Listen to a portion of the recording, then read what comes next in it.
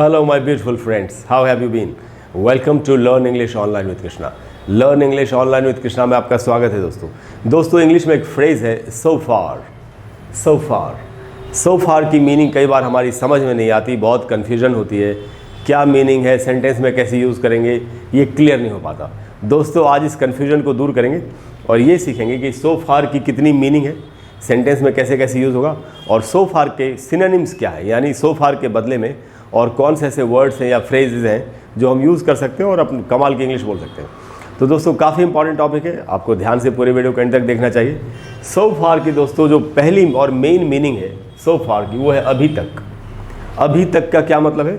हम कहते हैं ना अभी तक मैंने सिर्फ 4 ही किताबें लिखी हैं, यानी अभी तक, इस मोमेंट तक, यही इसका मेन मीनिंग है सो फार, अभी तक।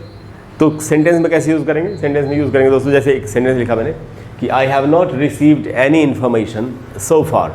कोई किसी को बता रहा है कि मुझे अभी तक कोई भी सूचना नहीं मिली है, मैंने अभी तक कोई भी सूचना प्राप्त नहीं की है, यानी मुझे अभी तक कोई भी सूचना नहीं मिली है। I have not received any information so far. अच्छा, इसकी सेंटेंस में प्लेसमेंट कैसे होती है ये भी देखना चाहिए। इस सेंटेंस में मैंने सो फार को एंड में रखा है, तो आप ऐसे भी रख सकते हैं। आप सो फार से अपना सेंटेंस स्टार्ट भी कर सकते हैं, लेकिन अगर आप सेंटेंस की बिगिनिंग में, शुरुआत में सो फार को रखेंगे, जैसे यहाँ रखा मैंने, तो आपको एक कॉमा ज़रूर लगाना चाहिए। जब एंड में रखेंगे तो कोई कॉमा नहीं लगेगा, लेकिन जब बिगिनिंग में, वाक्य की शुरुआत में रखेंगे तो एक कॉमा ज़रूर लगेगा।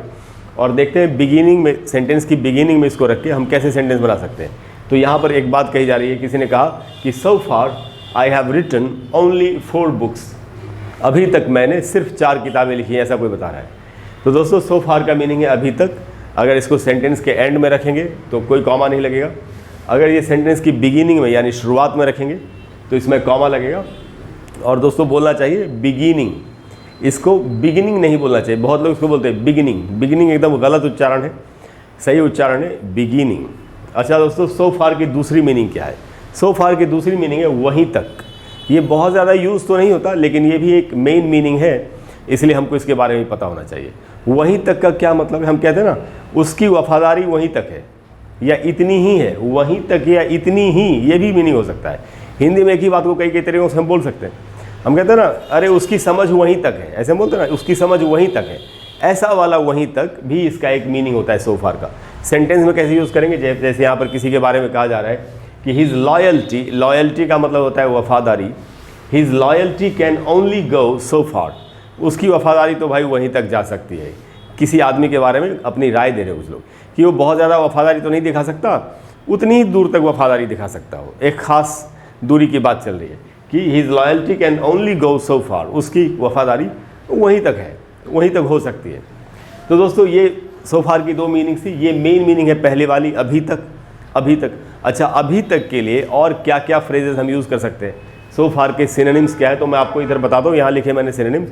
एक है दोस्तों up to now. Up to now का भी मीनिंग वही है, अभी तक, यानी इस क्षण तक, इस पल तक। दूसरा जो फ्रेज है दोस्तों वो है टू डेट, यानी आज की तारीख तक। अभी तक, आज तक, ये बोलते हैं हम, आज तक, आज की तारीख तक। तो टू डेट का मतलब है आज की तारीख तक या आज तक, या अनटिल नाउ। अनटिल नाउ का भी मीनिंग है अभी तक, इस पल तक, इस क्षण तक, इस मोमेंट तक। नहीं तो दस फार और सो फार की सेम मीनिंग है। दस फार का भी वही मीनिंग है जो सो फार का मीनिंग, यानी अभी तक, इस पल तक, या up to the present, up to the present, वर्तमान तक, अभी तक, सेम मीनिंग है सबका। या अप टू द, ये जो है अप टू द प्रेजेंट, आप इसको up to the present moment ऐसे भी बोल सकते हैं। और उसके बाद है up to this point. Up to this point यानी अभी तक, बिल्कुल अभी तक। तो दोस्तों ये सारे सिनोनिम्स हैं, सेम मीनिंग रखने वाले फ्रेजेस हैं। जैसे सो फार का मीनिंग है, ये भी आपको सेम मीनिंग बता रहे हैं, लेकिन इनको सेंटेंस में कैसे यूज़ करेंगे तो मैंने कुछ एक सेंटेंसेस बताए, मैं आपको बताता हूँ। जैसे टू डेट का एक सेंटेंस है, किसी ने कहा कि this is his finest film so फार।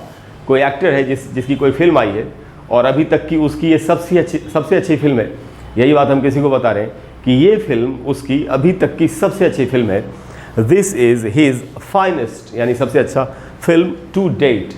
आज की तारीख में, आज की तारीख तक, यानी अभी तक, आज तक उसकी यही सबसे अच्छी फिल्म है। ऐसे ही दोस्तों एक दूसरा सेंटेंस है अप टू नाउ के लिए कि किसी ने कहा the police haven't got a clue police को अभी तक कोई भी सुराग नहीं, पुलिस को कोई भी सुराग नहीं मिला है अप टू नाउ, अभी तक।